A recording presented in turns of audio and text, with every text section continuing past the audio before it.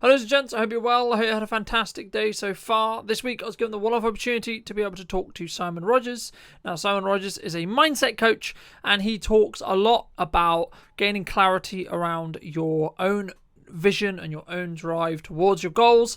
And also, he has gone through his own processes, and I really wanted to talk about some of the misconceptions that we have and why we look for certain things in our lives as well. So if you did really enjoy this episode and took some value from it, I'd love to hear what you think in the comment section down below. And thank you so much for coming back and joining me once again. And I will now hand over to Simon to introduce a little bit more about what he does.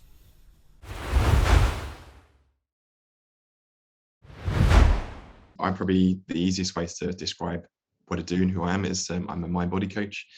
Mindset, for me, the biggest area of mindset I work on with clients is emotional agility. So it tends to be, my clients tend to be high achievers, people that are really service-driven. So they really are focused on others and serving others, looking after them.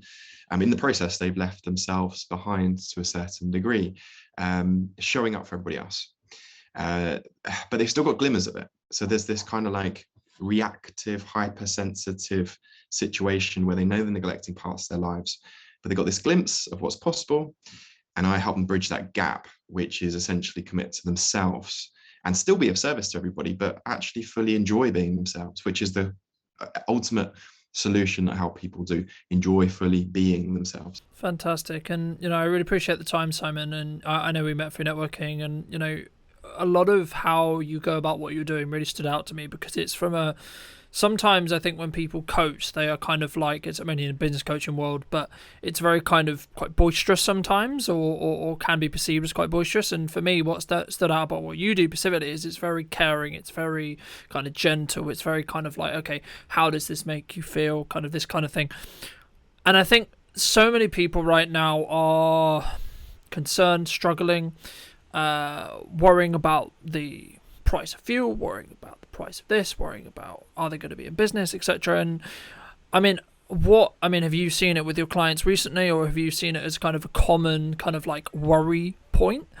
And if so, how are you helping them sort of tackle and sort of move forward from that? Because I think it's quite easy to just go, oh, housing prices, or electricity prices, or the government, or this or all that, without necessarily looking and having that kind of internal peace yourself. I guess the question there is, how does one develop that internal peace to be like, yeah, okay, this has happened, but I can't change it, or I can't change that, or I can't adapt that. I have to adapt to the situation instead of trying to necessarily fix the situation. And you can use internal peace, or you could just say calm. To feel calm and be calm in the situation, calm, but you're not yet powerless. And I think you have to kind of look at how do we function, how does our mind function in certain situations, to be able to, because it's a sliding scale, and most of my clients are not necessarily people that are reacting to everything. There's still that awareness that they do have a degree of calmness, they have a degree of peace that they're able to find, even if it's like reading a book or something. There's some sort of introspective process. But yeah, there's lots of common ones. And it can also be because I've come from a background of physical pain as well as mental challenges as well, and then looking at mindset, which kind of like is a little deeper, of like, how are you being with all of that stuff, right? How are you being with those? And there are plenty of experiences that I've seen working across Europe and with thousands of clients where people have had chronic physical pain conditions, and they are the same approach is the same as fuel price. Like this, the reaction to the symptoms that are presenting within that condition. And it's, I know this is not mainstream, but you can actually also approach like physical conditions, and even to a degree mental health challenges, in a similar way. I know it's more elusive, it's less tangible, but there's so much potential with mindset. And the biggest area in that potential that's kind of untapped in society currently is feeling. And I say feeling, not emotional labeling, emotional intelligence, but emotional agility, how you're being with the thoughts, the emotions, the needs, And yeah, there's a great degree of ability that we can tap into that everybody has, but it's just that little bit of patience, that little bit of calmness actually is already there. But it's, you have to. I read a phrase the other day, kind of to round this off, as the mind is a is a really poor master, but it's a great servant. So your mindset, you have to establish yourself as the leader and understand what that means. Like, so you have to be with it all of that stuff, and then you know Mm. make a conscious decision about things, which is easy with thought, but it's harder with feelings because feelings are like a constant stream. So you have to be there all the time, be present. How often are we not present? And that's the biggest challenge, I think. Yeah, and I think, I mean, it leans into, what I was going to ask you next, which is, we live in a social media age where there's a load of endorphin hits all the time, and we're in this concept of like constant go, go, go, and this kind of hustle culture stuff. And I'm for all working hard and striving towards goals and etc. etc. etc. within reason, right? Because I think sometimes we are so driven, and I definitely have seen this in myself, so driven and so kind of like tunnel visioned on the objective that sometimes we miss and we kind of take time away from and don't step back and take time for ourselves. And I think, one of the things for someone listening, if they are struggling with like the craziness that's happening on the planet, right? The example of the electricity prices going through the roof, etc., is an example, but COVID could have been an example, or the previous recession could have been an example, or the incoming recession could have been an example, right? And whatever it is, right? So whether that's any other factor that happens in life, and I think so many of us try to do what would be known as busy work. We try to fill our days with, instead of meaningful conversations necessarily, having just conversations for the sake of having conversations, right? And I think sometimes it's better to do maybe 3 or 4 conversations that are really valuable and really impactful for you personally. Maybe not necessarily tied to the business, but you impactful. And over, like, I'm just trying to cram as much as I can in the day. I mean, have you found that as a society we sometimes struggle to slow down, sometimes struggle to take that kind of step to go, oh, I'm going to just review, or take a breather, or take a moment of calm to think about what's just happened and how do I actually react and how I should I react to Yeah, it? absolutely, Carlton. I really recognize all of those, but it's not, these are recognitions from the outside, from my perspective, looking at broadly at what's going on, and also just insights that I've gleaned and had shared with me with clients when I'm working with them, or intimate subjects that they really want to change something about themselves and their lives. They're really looking at how can I be with it, and then also for myself. And there's kind of two things that jumped out to me when you were saying that I thought, all right, well, how's this related to me? And yesterday, I said to my wife, I said, oh yeah, I just, today I feel like I've really enjoyed the conversations I had. I'm a business owner, and I do networking, and there's this, like, with marketing, you need to be clear, and you have know your niche, and have a clear message out there. um, but most of all, especially at SME level, I believe, and I've seen as results in my own businesses, the more I'm more authentically myself, like I just have a conversation. So an easy way to do that is have a conversation with no agenda. And I said to my wife, like yesterday, I said, it really feels like the penny's dropped for me. Like I did that today, like better than I've ever done it before. I feel like I've grown in it. So it's not like a all or nothing kind of thing, but I feel like, oh yeah, I just felt like, sometimes I've had an agenda at that point, in that point of the conversation. And that was a potential where I didn't have to. You see, so it's like this potential growth. And the other thing that I kind of thought of when you were saying that, Carlton, was actually a conversation I had today in a one-to-one. And it was this realization, as we kind of like explored his mindset. He came up with a very common narrative of when it came to emotions and feelings, and there was a clear thing that he was putting off. And he was very conscious of it, and he'd even make plans for it. He'd been anticipating, like, giving himself that time to feel once he'd got everything in place.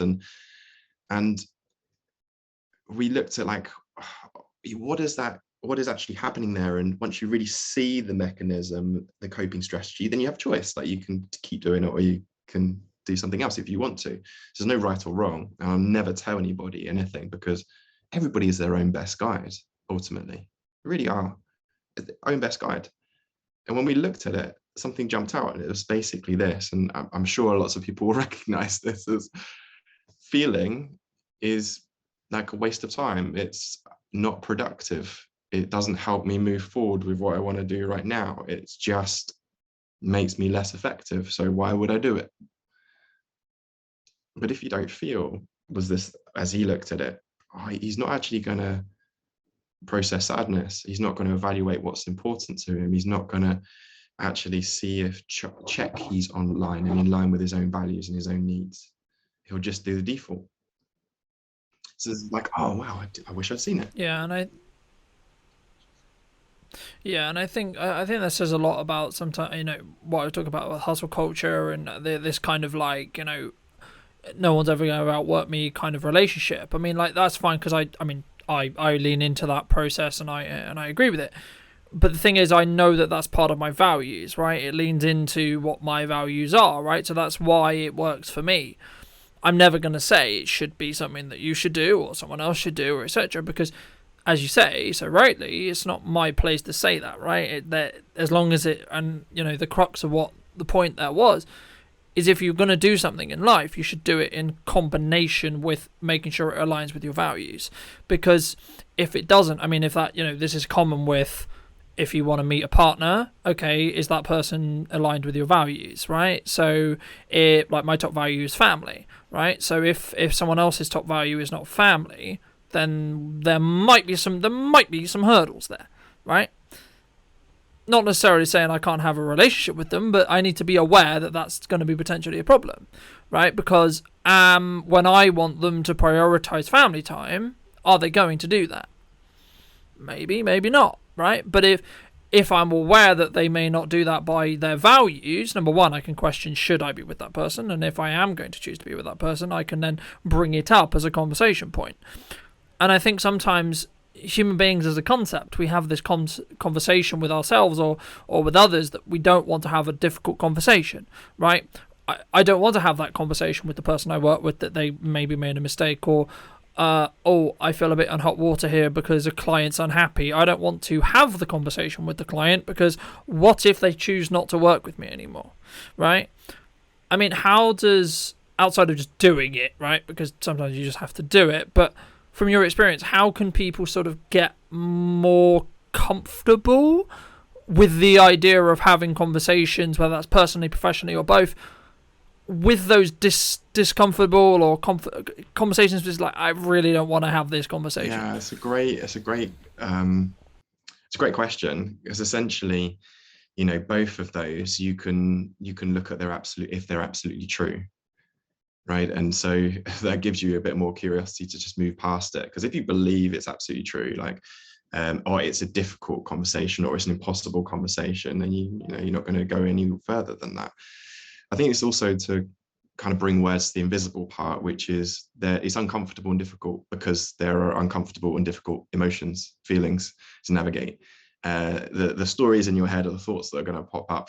You can be with those all day, but the discomfort comes from, in your being, these unpleasant experiences that we call emotions. So really what we're talking about is emotional agility. Like, how do you tolerate an uncomfortable situation? Could you be with it more easily? And it's kind of like, this is an analogy that I share with a lot of my clients, is it's kind of like a cold shower. Right. I don't know if you had ever had a cold shower. Just imagine having a cold shower, and imagine like the kind of your mind's response to it is like, all the labels pop up, like, oh, this is horrible. Oh, I don't want to be here. This is yeah. And you can almost hear your own minds like shouting, I don't want to be here. This is, turn it off. But if you don't react to that, if you notice that as content or thoughts, that's embodied mindfulness, if you like, in the moment, you actually notice that the experience changes, because there's this mental resistance that you've actually become aware of. When you become aware of it, it's not applying resistance to the experience, and the whole experience changes. So if you've ever gone like swimming in the sea, cold shower, anything like that, you'll recognize that. And I've kind of broken it down, slowed it down, so you can go, oh yeah, do I recognize that experience? But essentially, that's the same thing that happens with emotions, but yet they're inside of us. So rather it being like an attack on the boundary of our bodies happening within our experience. So if you can notice that you're not your emotions, but they're an experience that's happening within you, now then the whole world opens up to you of I can be with myself, which is not the emotions, that's just the content of it. And then, you can talk about emotional baggage, things from the past. You can also, by the same principle, also process them and let go of them. And that processing, letting go is what I would call feeling, not it's far more than we typically understand the words to be. Yeah, and I think, just as you were discussing the cold shower analogy and kind of going into that, I was thinking a lot about like what people get like concerned about, right? Like stressed about, worried about, and a lot of the stuff we handle with clients or we help deal with clients is like, okay, how do I feel about being on camera? No, don't like doing that. Okay. But what we try to do is we try to like take that back, and it's the same when I did public speaking, it's the same when people do presentations, it's the same when people have cold showers, have difficult conversations, etc. They're all kind of this, you go into this kind of, I guess in some ways you trigger your fight or flight because your brain, from my understanding, at least from a psychological perspective, it doesn't have the evidence to make sure that you're not going to die, right? So it's like, actually, you telling your brain and helping your brain understand that by doing this you're not going to die will naturally help you, but also doing it more often, becoming more familiar with it, will naturally have the byproduct of your brain being able to go back through your memories of saying, when did we do this before? Did we die? No. Okay, cool. So I know I'm not going to die now, right? So, and that's quite, that's quite out there. But from a simple psychological point of view, that's what's happening, right? And I think once you're aware of that, you can start trying to trick your mind a little bit and go and get it to question itself. I mean, for me, something which I've noticed is like once you actually truly believe that you can achieve anything, it's just down to you. There's this kind of like opening of doors that happen, and sometimes like maybe like, oh, this client's not ready for us, or this opportunity hasn't arisen, or, etc. And you put things out there into the universe, and sometimes they don't happen the way you want them to, but then something happens followed by something else, and then the actual byproduct of what you were looking for. I mean, I'll give you an analogy, like, I want to become more confident in front of camera. Okay, so by me asking that, am I going to get opportunities that now come to me because I put that out into the universe that help me become and develop the skill of becoming better in front of camera, right? Or is it just magically going to be that I become better in front of camera, right? And that's what some people sometimes, especially when they start, and I definitely had this when I started, they sometimes misappreciate what's going to happen, because if you're not willing to say yes to those difficult situations or those things that make you feel uncomfortable, you're never going to be able to develop. But I think it's also really important to understand that when you are looking to go on that developing journey, it's not me versus Simon. It's not me versus Sally, Bob, Charlie, whoever. It's me versus the previous version of me, right? It's the person who I was versus the person I am today, and or the person I want to become, right? And I think sometimes, have you found in your experience that people sometimes struggle because they are putting themselves into a marketplace? We see this in business all the time, right? Where it's like, my competitors are doing this, or my competitors are doing that, and etc. And I'm all for doing research on your competitors, but within reason, because sometimes it can just consume a lot of time with not a lot of benefit, right? Because imagine if you had spent 50% of that time on just developing your own skills, your own development, doing some content, researching what your client wants, not necessarily what your competitor is doing, because surely that's more important, right? What your customer wants, or what your client wants, or the service you're providing, and how do you help that become better? The question there is like, how do you sort of help people transition from, oh my god, such and such in my competition is doing this, to just focusing on themselves, and kind of, in some ways, I think for me anyway, it's like cocooning yourself, right? Like for me, I have blinders on. Like, great, fantastic, my competition's doing really well, great, well done you guys, but it doesn't really get past that, if that makes sense. Like, it doesn't really go past the surface level for me. But how would you help someone develop that if they wanted to develop that? Is kind of Oh, the there's so question I'm much in looking what for here. you were bringing in there that I could go into, and it's kind of like, where's a start point? Where's a good start point that's useful? But essentially, I think you have to question the specifically if it's an SME startup business where you are essentially your business. This is incredibly important. In my experience, personally, as in the same position, is that I've noticed that a premise that I want to work from, and if anybody has something that's similar for this, is that I want to be as authentic as I am.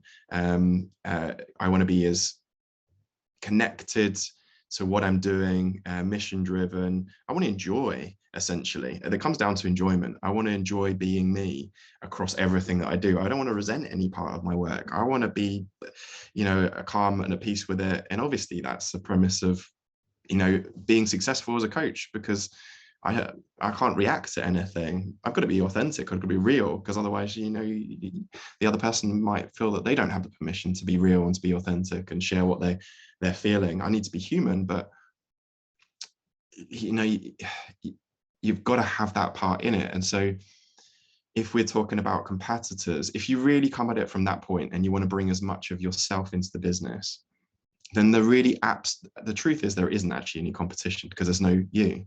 Right, that's the truth of it. You can, of course, funnel yourself through marketing into like, I am the service that I offer, but there's unique parts of your service. There's unique parts of your being you haven't actually brought into words.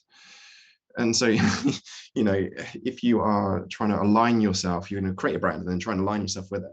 It's quite a strange thing to do. Ultimately, that's what we tend to do in becoming a person in society, right? It's actually what we do to grow up. But I don't think it's the healthiest way to truly enjoy being in your own skin.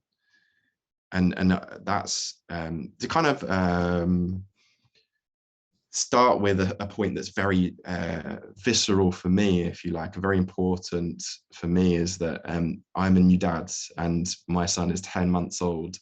And the most important thing that I committed to when my wife was pregnant with him was that I'm going to do my best to support him to be absolutely himself. I'm not talking about categorization of, even like sexuality or how he's seen in society. I mean, like how he really is in his being, like whatever, it doesn't matter about the categories, just literally, can he be free in his own skin and express himself? He doesn't have to shut down. He can just feel that he can deal with any situation. And of course, that might be idealistic, but it's a principle for me to work from, and then go, well, how do I adopt my way of being? Can I actually, because that's actually holds me accountable to the truest version of me. Actually, I'm not adapting anything. It's going, that's actually, actually what I want. And so, because of the way I'm set up, very service driven, my son's almost sent here then, if you look at it from more of a spiritual perspective, that I've set that intention. I want to be more confident speaking, like you said. Well, I wanted to be able to be a person that supports somebody to authentically be themselves across my life, right? So that starts with me. And so I've got my sons come in. Now, can I say that that's the thing that I'd planned in my mind specifically to create that? And has it been the easiest journey? No, hell no. Am I ultimately very glad and grateful for it? Yes, absolutely. But it's been the hardest thing in my life so far. Absolutely. Becoming a dad. So I know that's a very specific and personal example for me, but maybe that gives opportunities to see you can actually set things as intentions, put them out there. It depends what you want and your own relationship with life, ultimately, which starts with yourself. Like, what do you think? How clear can you be about what you want from this experience that we're having? And how much can you embrace that? Because in many ways, the things that you described were almost like it's almost like this inner knowing that we can have like this instant gratification, not just physically, materialistically, but almost spiritually, really, which is ultimately the truth in a kind of a spiritual plane, is this instant connection. But I think what a lot of us are doing is that we don't realize that we already have that. The challenge that a lot of us have, and I say this personally, is in many ways I'm happy, very comfortable being spiritual, but the challenge that I have is being human. And I see that in society as much of us are actually just mastering being ourselves in a very human, grounded, and then has a relationship with material things. That's the challenge, ultimately. So you kind of, a lot of the work that I do is get people connected, but accepting they already know. Ultimately, they don't need to almost ground themselves in more spiritual things, and know they just then accept that, notice that it's almost always with them, and then build that into their way of living in a very aligned way. And then material things then become just part of the enjoyment of being you. They're like almost reflective process of that, you see. So it's other way around, but then you don't have to worry, you don't have scarcity about the material things then, right? Because you're not trying to get a sense of self through them. Do you see what I mean? So that would be the same thing in creating your own business as well. And you don't have to have everything. You can also say this is the part of enjoyment I get from this part of my work, and I let go of it and I do it there. There's so many options. It just requires you to be really open and honest with yourself. I think that's really important, and what jumped to mind when you mentioned that, first, congratulations on your son, but also I think it's really magical sometimes when people make the transition, and I noticed this as well, because as I mentioned, as I alluded to a little bit earlier, we're in a culture where we're so endorphin driven through our devices, whether that's through Instagram, TikTok, whatever platform. And there's lots of benefits to use those from a marketing point of view, but they have knock-on effects if you can't control them from your own being point of view, right? And the crux, I think, there comes from, if you truly, honestly yourself, can get happiness within what you're actually doing and the service that you're providing, whether that's to others or yourself or both, those endorphin hits don't give you the same level of endorphin, if that makes sense, right? And I think there's a lot of conversation at the moment about, is TikTok addictive, is Instagram addictive, and this is a conversation that's been had for as long as I've existed and as long as I can think about it. But the crux of about why is actually it leans into the lack of endorphin that you have somewhere else, right? Like, if you don't love yourself to the level which is like, yeah, actually I really love what I do every day, and I'm eternally grateful to be able to do what I do, but the crux is I've built to this point, right? And for those who aren't there yet, it requires work, but also it's rewarding in a different way. And a lot of what you were talking about when it comes to materialism is actually, that's the social media like. Buying the new car, buying the new camera, buying the new lens, buying the new light, buying the new house, buying the new etc., new watch, new ring, whatever. That's your social media like kind of level of endorphin, right? It's this kind of like, oh, instant, cool, but it goes away.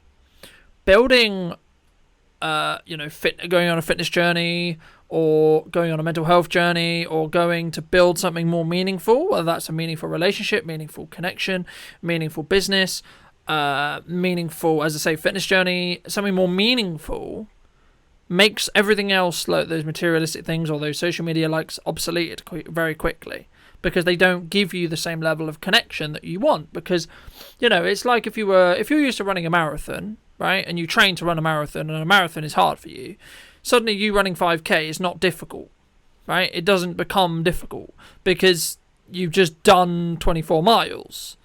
So 5k is just your warm-up. But someone who's just starting out, that 5k would be as challenging as the marathon for the marathon runner, right?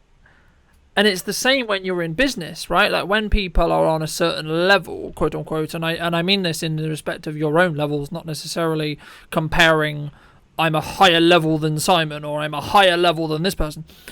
But when you're used to, let's say, for example, selling a product that's £10,000, you selling a product that's £1,000, it's quite easy in comparison, because you're used to competing on a level which requires you to compete and to talk on a level of, I have a £10,000 product more than I have a £1,000 product, or even lower, right?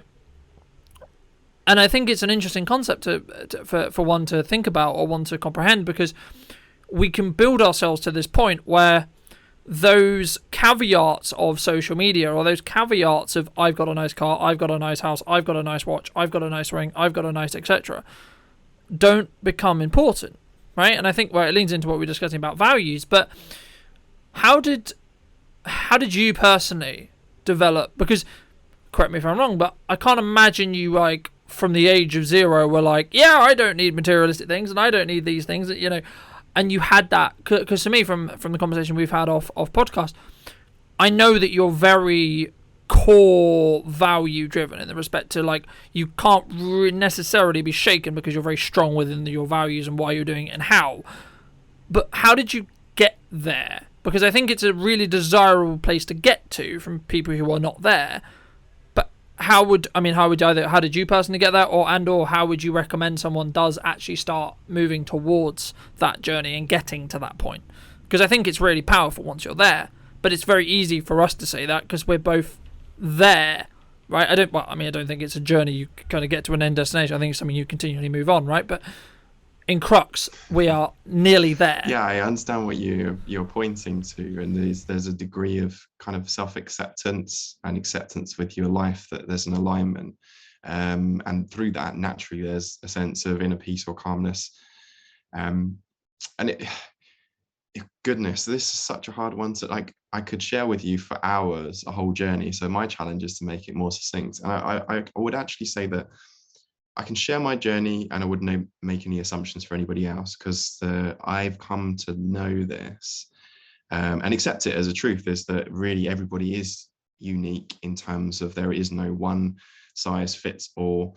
There are only things, even with this conversation, that we could potentially give pointers to for you to get curious about yourself and then go, yeah, well, how does this relate to me?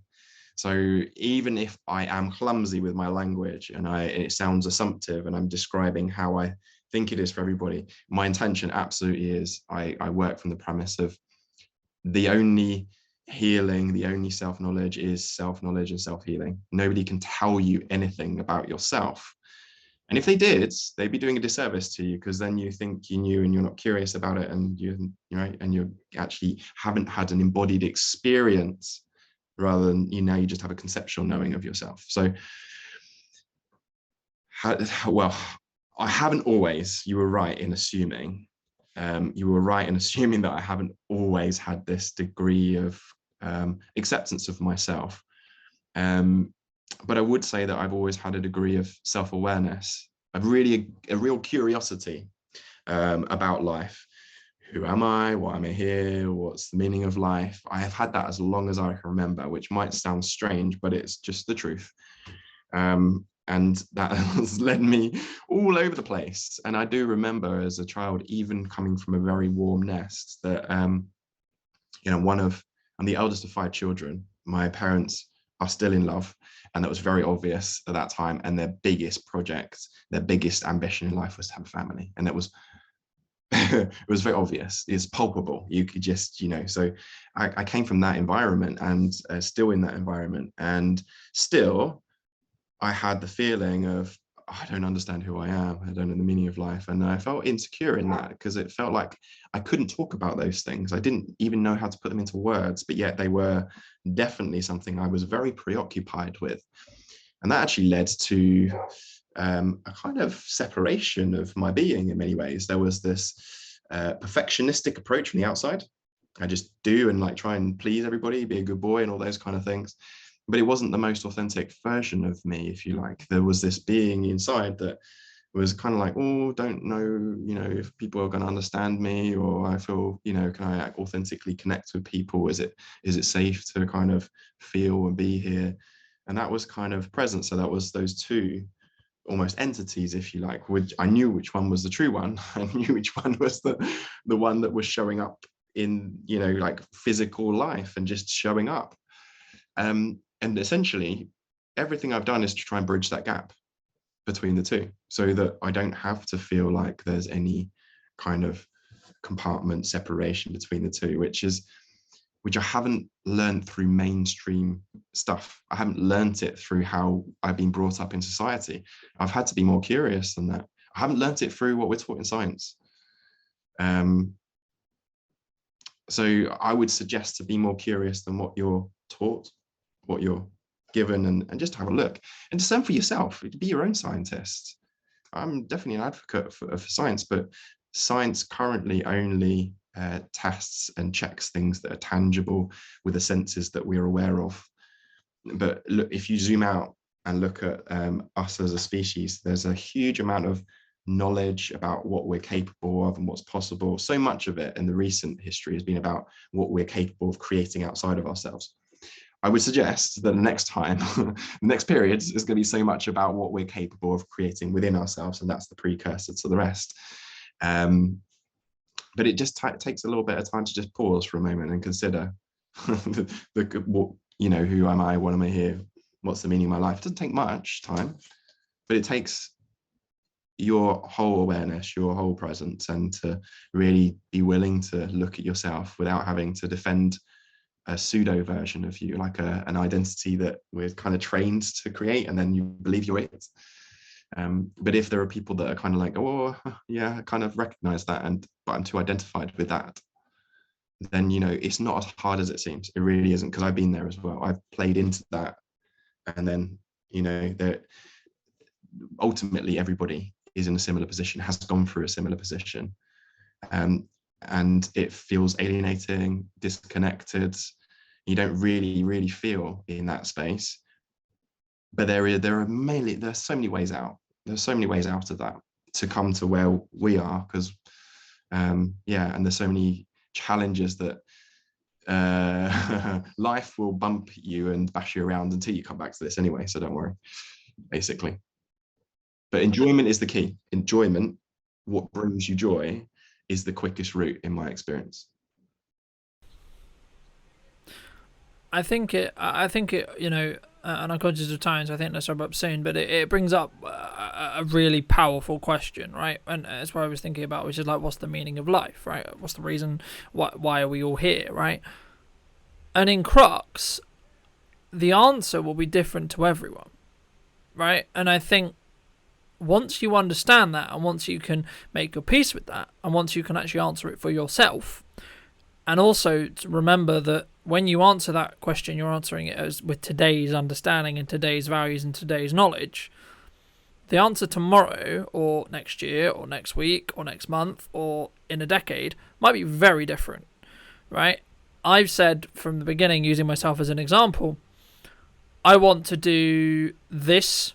I want to work hard. I'm going to commit my 20s to build the company. Right. Okay. But also I caveated that with saying, if there's a day, and there's too many days, one after the other, where I wake up and I don't necessarily want to do what I'm currently doing, I have the power and I have the ability and I have the trust in myself to be able to course correct. Right?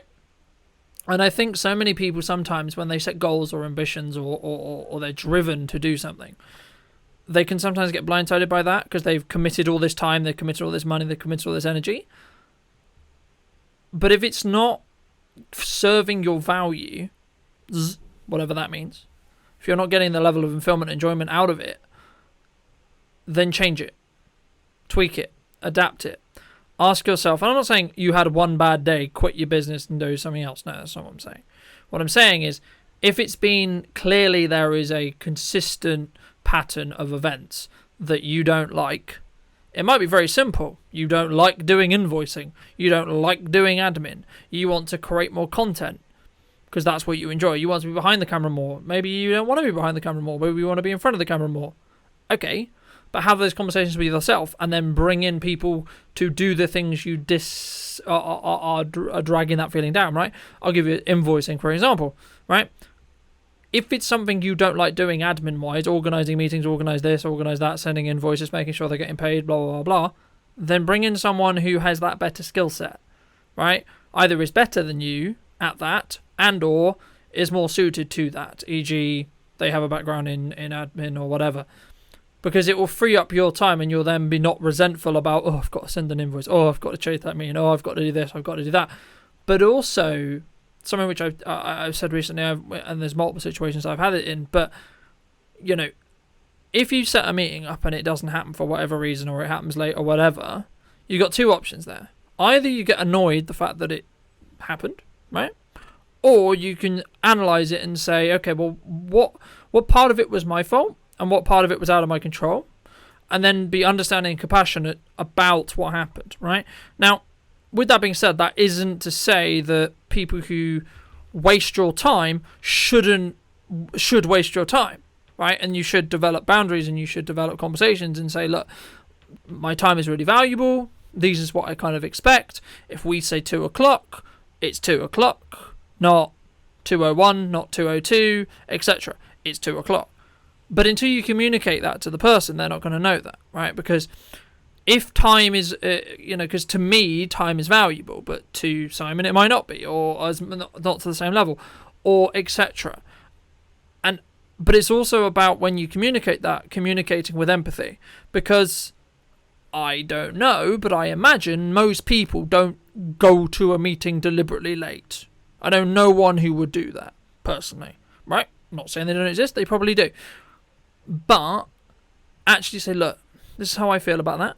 What happened? What's going on? Like, did I not communicate? Did we not follow up? Like, what's the same with any scenario? Not even necessarily about a meeting late, but if there was a mistake with a client, as I alluded to earlier, or something happened, be empathetic about how that other person feels, and try and play role reversal, right? Like, if you were on the receiving end of that mistake, how would you feel? Would you be angry? Would you be annoyed? Would you be pissed off? If you had paid that money to that person and that mistake happened, would you be annoyed? Would you want them to repent in some way, or help resolve the situation?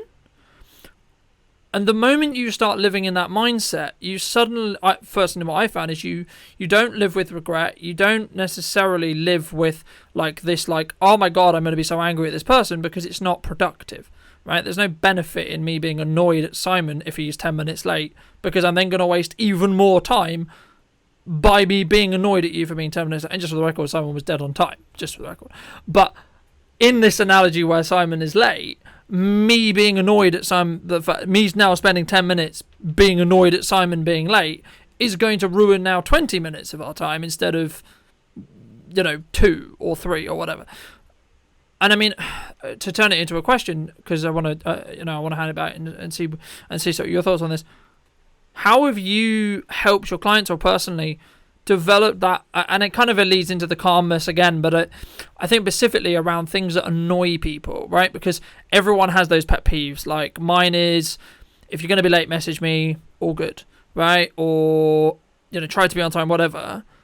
But how do you develop so you can sort of take that step back and try to be empathetic? Because it's easy for me to say, because I've developed the skill to go, right, okay, well, what is there a combination of factors here? Was there something else that happened, etc.?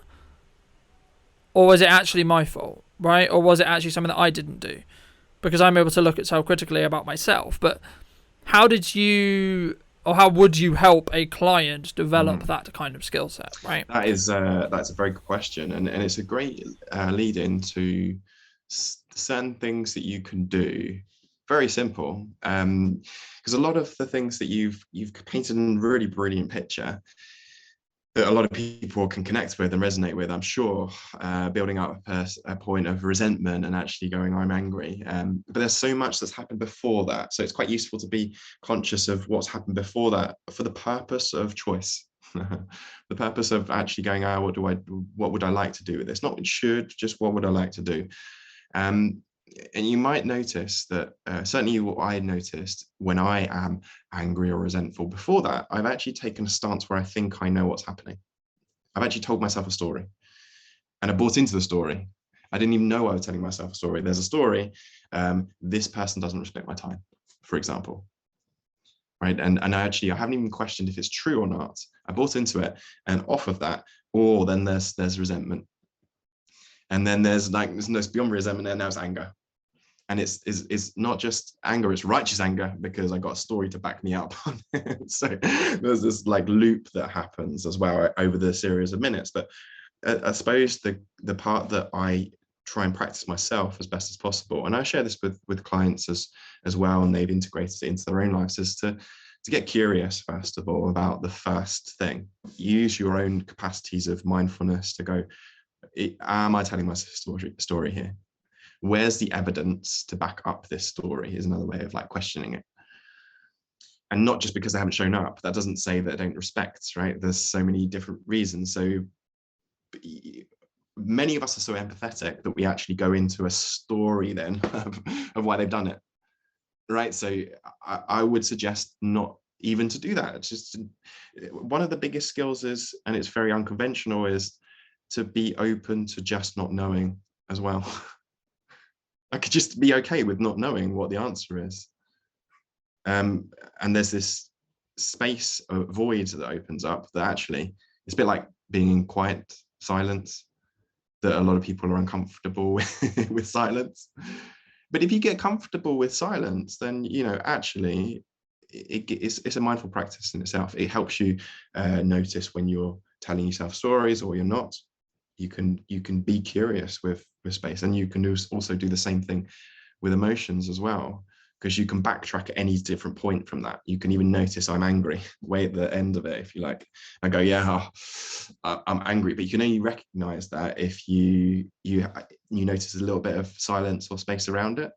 You're not in that righteous anger. If you're in the righteous anger, you don't even know. You're just in it. You believe that's all there is. So it would be, just take a breath, because you might realize when you're in that angry state, you're probably holding your breath, or you're hyperventilating. And it's amazing what you do if you just breathe more deeply and more slowly. One of the main reasons is because emotions are not in your head, they're in your body. So if you slow down how you're being in your body by breathing more slowly, suddenly there's space around the emotions. They're not filling up the whole space, they're filling up parts of it. So if you notice the space, then suddenly there's this calmness. And it's always in space. I know it sounds very kind of intangible, but just check it out in your own experience. You know, just see what parts of this make sense to you, and just try it out. So those things make a big difference. I could go into a whole load of emotional agility stuff, but we'd have to build some sort of platform for that to make that make sense, if you like. Absolutely, and you know, perhaps another day, but really thank you for sharing that. And I think, you know, for me, I think it's really important. You know, I like when podcasts come full circle, and they kind of have. I mean, we open with like, you know, take that time, take that breath, take that moment, and you know, for me, it's incredibly important to trust in yourself, right? As a final point, because the only person who has been through everything with you is you. Right? So every single day on your darkest night or the darkest period of life or whatever, you were there, right? Also, other end of the spectrum, happiest, you just achieved this thing, you've just got this new milestone, you just been married, whatever, you're also there as well, right? So it's about, for me, it's about squeezing those experiences so that you're not always up here, you're not always down here. Because for me, when I started just allowing life to exist and not wanting to be up here or down, or never wanted to be down here, but ending up being down here because I was up and then down, and being just more consistently like beep boop beep boop beep boop, it allowed me to gain a huge amount of perspective on what I was doing and where I was. And the same was true, and I'll give you a really quick example. The pandemic was like, let's say 2-3 years. For me, because of the perspective I have on what I'm trying to do and how long I'm trying to do it for, that's a tiny, tiny, tiny little blip on the storyline. In the time, it felt like it forever and it was never going to end, etc., right? But when I actually look and I zoom all the way out and I understand the perspective of my life, those 2 years, let's call it 3, let's be really conservative and call it 3, is nothing, right? I've just turned 25, and I had this perspective as well. I've technically just done a fourth of my life, right? And that's what, and it's like, hold on, I've got the same again and then the same again, right? And it's about having that level of perspective, about understanding that you've got so much time, right? Let's say on average, even if I die at 80, I've still got my life twice again, right? Being really conservative, I've got my life twice again. And when you think that you spend the start of your life for the first 16 to 18 years not doing what you want because you have formal education, blah, and blah, and blah, it actually gives you even more context, right? But that's one of the benefits of taking this time, because you can go into this perspective, or, you can have a perspective of, I'm in a country that has clean drinking water. I have a house that is not being worried about getting bombed or blown up or so on, right? And it's about living in these perspectives. So then when you're worried about that person spelling your name wrong on an email, or Starbucks lady writing the wrong initial on your coffee cup, it's like, why is that annoying me? Because of the perspective. I get to buy a coffee at a ridiculous markup because of the situation I'm in, because of the work I do, and because I have those choices. However, there's a large percentage of the population in this country, but also especially across the rest of the world, that would just be grateful to have a cup of water that isn't going to kill them. Right? So I think sometimes we get so wrapped up in the Instagram culture, the TikTok culture, the entitlement culture of, I don't have the next iPhone. It's like, well, do you need the next iPhone? Really? What does the next iPhone actually meaningfully mean to you from yourself, from an emotional point of view, right? Now, it might, that's fine, but make that decision and have that level of perspective. If that is the level of perspective you want to have, fine, but understand how that could unravel quite quickly, and how it's not really as in reality as possible. And I think, as a signing for people who are, really interested in this conversation, or who have got this far, and they want to connect with you, and they want to, carry on this conversation outside of this piece of content, where's best for them to do that? They can have a look at my website, which is www.restoreyourbody.now.co.uk, soon to be actually renamed, but let's keep it really simple. Also simon@restoreyourbody.now.co.uk email address, or just give me a call. I'm very open to that. So that's 07858244410. So either of those means are absolutely fine. Yeah. Fantastic. Thank you, Simon, for your time. And is there any other final thoughts or anything that you specifically want to mention before we end off? I think your last point of self-trust is so important. And while you were talking, I wrote something down, and I thought, the self-trust that you were alluding to, from what I was kind of picking up, and please correct me if this is not right, is that a self-trust to be present with the experience of your life, whatever. You can trust yourself to stay present with whatever you're experiencing, not to judge it as negative, positive, or even if you do, still stay with it. I think that's one of the biggest things. So many people say, and the simplest way to say it is keep showing up. Believe that life has something to offer you, not in a necessarily in what you're also pointing to in a entitled way, but really believe that fundamentally life is an environment, an interactive environment that we don't need to feel a victim of. We can actually use it as a place to grow and to really, what would be the most amazing experience if you could design a life where you'd feel the most amazing things? What would that be like? Because ultimately, if you're open to it, then life is definitely capable of providing that for you. Thank you for joining me, ladies and gents. I hope you took value from this episode. If you did, I'd love to hear your thing in the comment section down below. And I'll be back very, very soon with some brand new content, because we've got lots going on and lots that has been happening, which has been really, really great. And I can't wait to share it with you. And if you're new to the channel and would like to not miss next week's episode, where I'll be interviewing someone brand new and exciting as well, then make sure to be subscribed to the channel. And I'll be back with some brand new content very, very soon.